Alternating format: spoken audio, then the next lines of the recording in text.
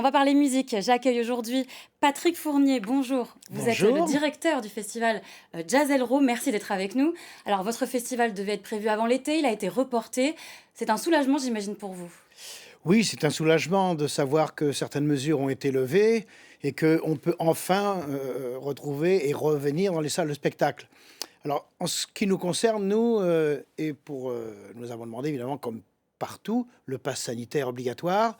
Et puis, comme c'est à l'organisateur de gérer un petit peu le lieu, nous allons demander aux spectateurs de porter le masque le temps qu'ils regagnent leur place et ensuite, dans le fauteuil, face au concert, là, on aura le droit d'enlever son masque. Et c'est une délivrance. Bah oui, on imagine bien. Et justement, cette édition, cette 28e édition, vous avez dû un petit peu la raccourcir. Mais pour autant, il y a de l'originalité. Oui, ne pouvant faire cette session en juin de 10 soirées, on l'a raccourci à 5. Mais on voulait un petit peu d'originalité, comme vous le dites. Alors l'exemple, par exemple, c'est Flavia Coelho, qui tourne habituellement en trio. Moi, je dis non, non, non, il nous faut des soufflants supplémentaires. Donc, ils vont faire la tournée prochaine à 6 musiciens. C'est la rencontre de Maë de Faille avec No Jazz. J'avais ça un petit peu dans l'oreille, j'avais entendu qu'ils allaient faire quelque chose. Je disais, non, non, c'est à Châtellerault que ça se passe. Et puis également la rencontre du big band de Michel Delage, big band régional, puisque tous les musiciens de la région ont leur place quand même dans ce festival, et ils le savent d'ailleurs.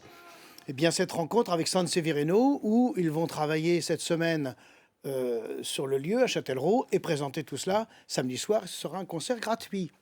Et alors, justement, on parle de concerts. Comment ça se passe au niveau de la billetterie? Les gens, est-ce qu'ils sont au rendez-vous pour ce rendez-vous? Alors, ils l'ont été dès le départ. Lorsqu'on a annoncé la programmation après, il y a eu le grand trou d'air, mais je crois que ça se passe un petit peu comme ça dans toutes les structures. Tous les collègues que j'ai pu avoir au téléphone, voir les agents, me disaient il y a un grand trou d'air. Et alors là, depuis 8 jours, c'est reparti, si je puis dire.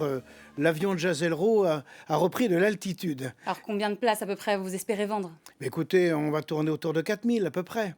Et en termes de mécénat, justement, est-ce que vous avez reçu les soutiens que vous aviez les années précédentes? Est-ce que les gens se sont mobilisés pour vous aider? Alors ça, c'était l'inquiétude. Vous savez, dans cette période un peu trouble, on ne sait pas trop comment se situent les entreprises.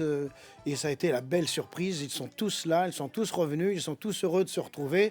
Et ça commence dès ce soir par le cocktail inaugural et tous les mécènes seront là absolument. Et enfin, en dernier petit mot, comment vous la sentez cette édition? Les gens, est-ce que vous les sentez prêts à renouer avec la musique, avec la culture?